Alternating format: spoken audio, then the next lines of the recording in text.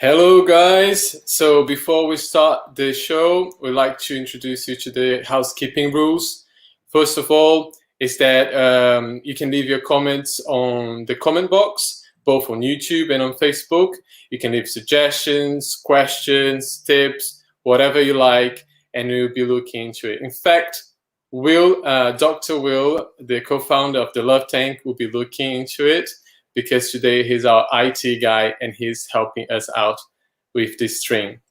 The second thing is that these videos will be recorded, so you can watch them later whenever you like, both on Facebook and on YouTube. The third thing is that we'll be transforming this program into a podcast in the future. So stay tuned in our socials so you can take a look when it's coming out. The fourth and last one is time. The program will take 1 hour, will be 1 hour long.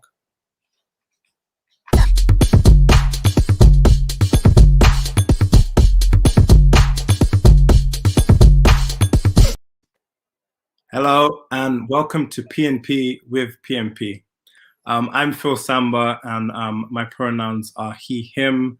I guess a short self-audio description of me is I'm sat here with a blue background and a black t-shirt. And I'm Pedro Lino. My pronouns are also he, him. I have a black t-shirt with our brand Prepster on it. The background is green. And I have a lovely headband that you guys can't see, unfortunately.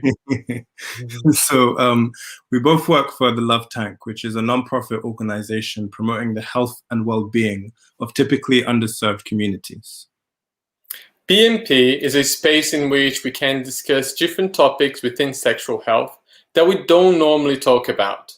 And when we say sexual health, we mean your state of physical, emotional, mental, and social well-being related to your sexuality, not just the absence of diseases.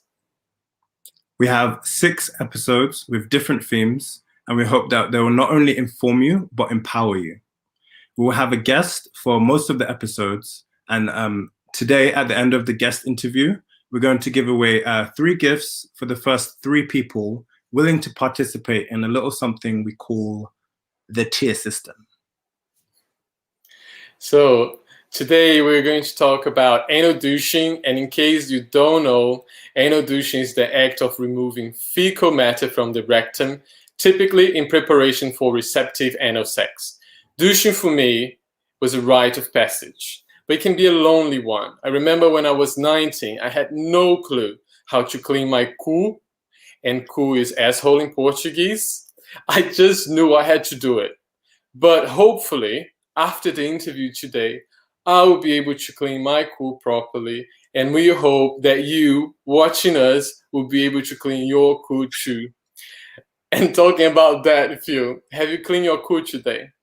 Okay, so I cleaned my cu today, but I haven't removed fecal matter from my rectum today. Oh, okay. Well, about me, I've been so nervous for PMP that I didn't have to clean my cu at all, because of the terrible diarrhea that I've had throughout the day. But, I had my probiotics, I had my charcoal capsules, and I'm hopeful that nothing will happen during the show. So, for the interview, we'd like to introduce our guest, Jim Pickett. They have worked for the AIDS Foundation Chicago since 2004, focusing his advocacy on the research, on the implementation of new HIV prevention technologies, as well as gay men's health. They are a leading global advocate for rectal microbicides, and boy, have I been practicing how to say microbicides. Hey, Jim. How are you? Hey, how are you guys? Thanks so much for having me here today. Thank you for joining us. So how do you want to start? Where do you want to begin?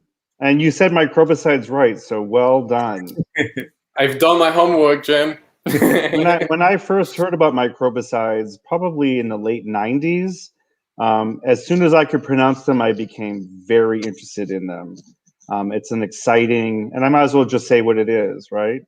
So we know a lot of folks on this podcast probably know about PrEP, which essentially is, for a lot of people, it's taking a pill.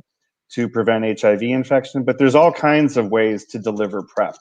It doesn't have to be just through a pill. We know we've studied long-acting injectables, so soon we'll have an injectable to deliver PrEP.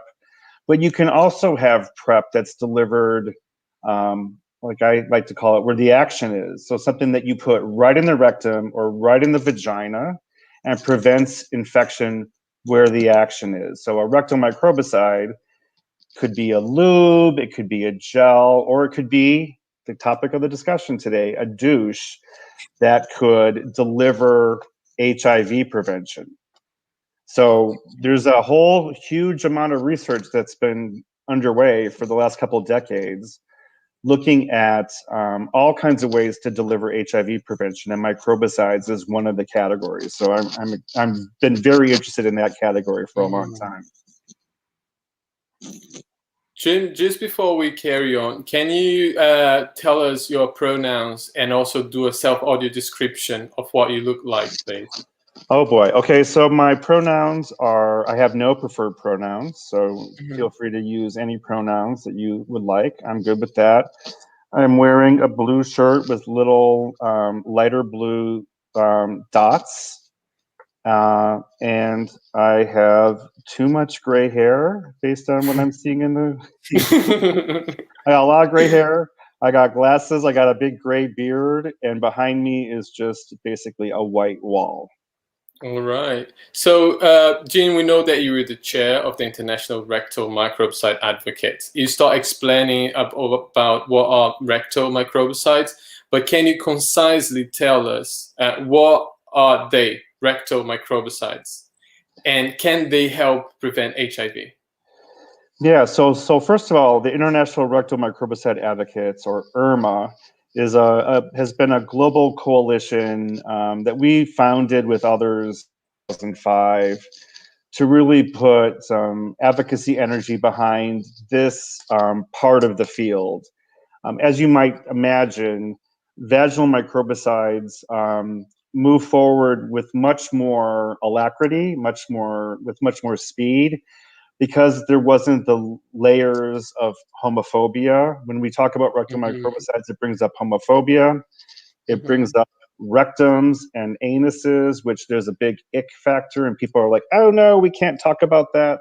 And you wouldn't believe it, but you know, it wasn't long ago that there were actual real live people who would make the argument that we don't need to talk about rectal microbicides in Africa because there are no gay people in Africa. And the straight people in Africa don't have anal sex. So we know both of those things are absolute bullshit, right?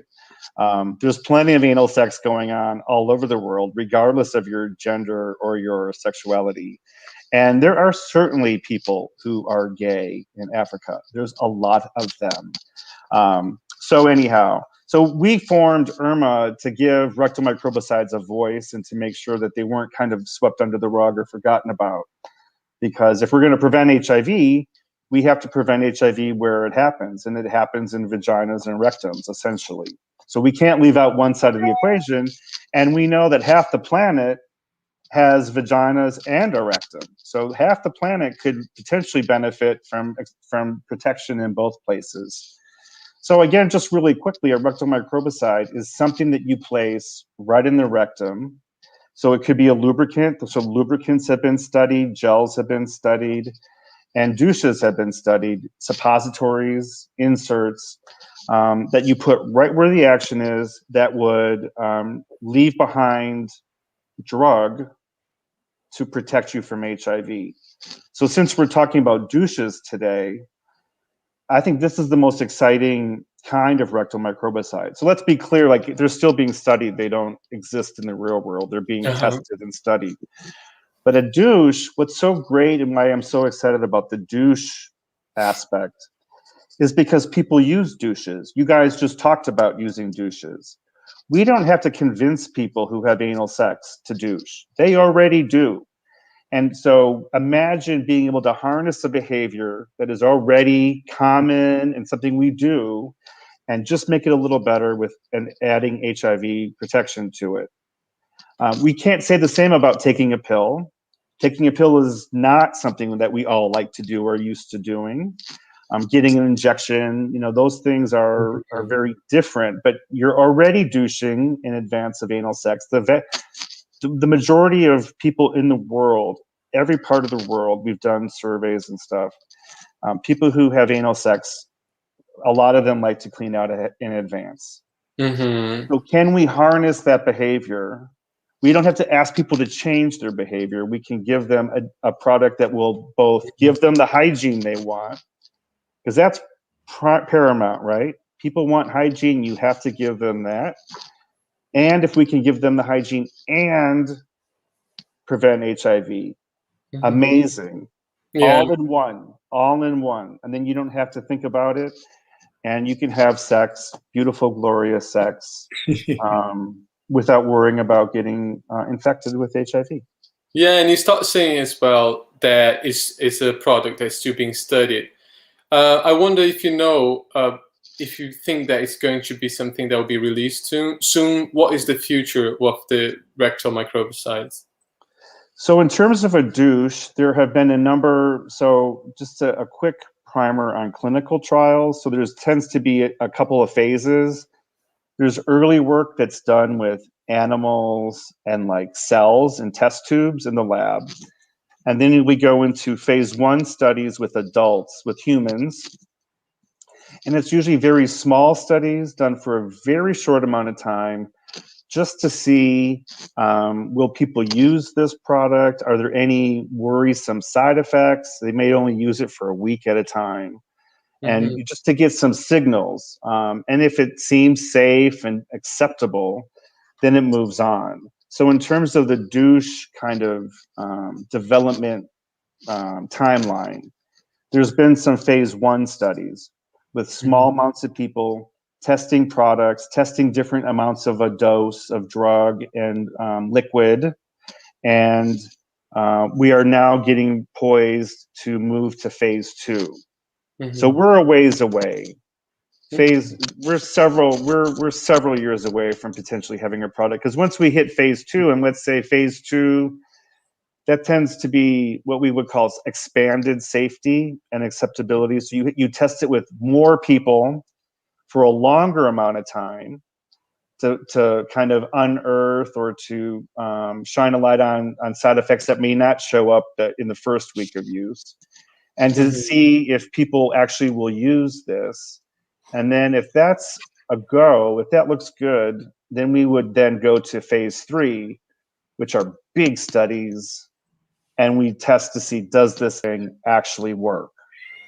And that's where it's hard, like finding out if something actually works in the real world. And we have a real world now with PrEP, oral PrEP, which is highly, highly effective.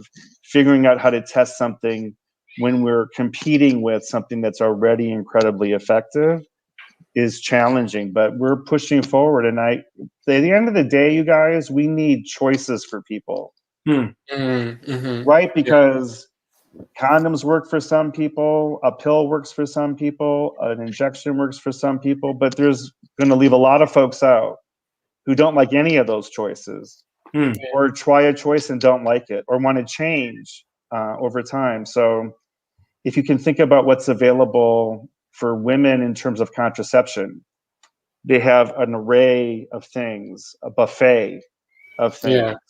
And we need a bigger buffet for HIV prevention.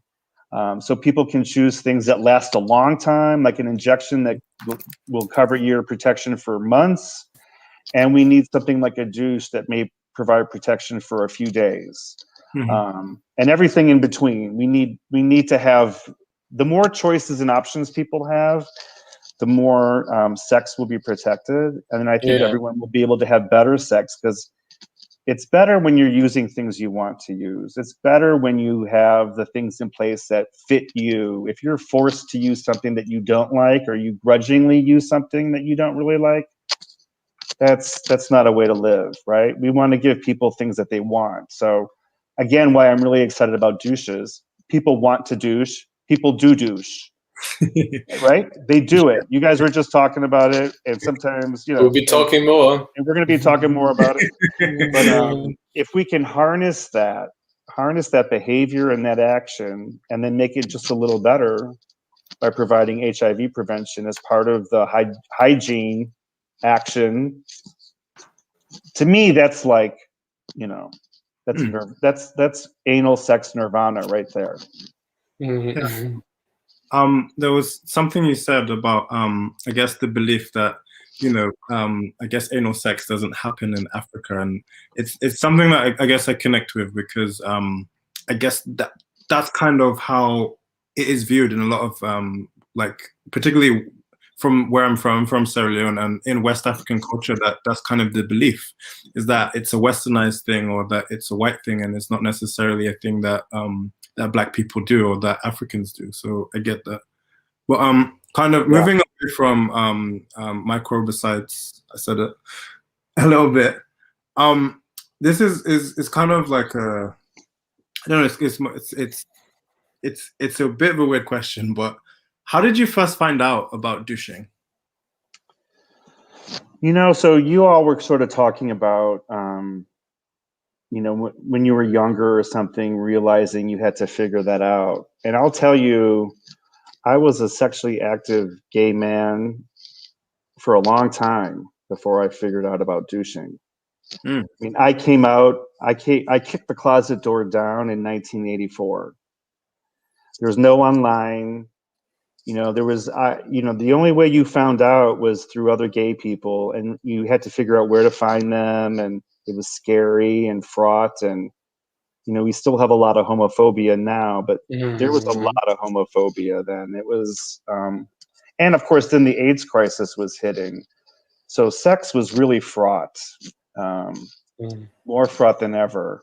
So I don't remember, to be honest. I'm 55, so I can also claim I'm starting to lose some of my mind, but I don't remember when I actually found out.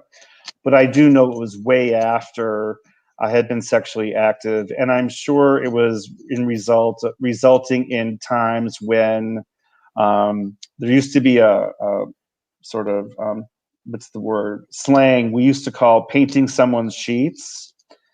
So I'm, it's like leaving some poo behind. You paint the sheets. There it was. I'm sure it happened when I painted the sheets, and I was completely, ashamed and upset, and probably got my education about it then.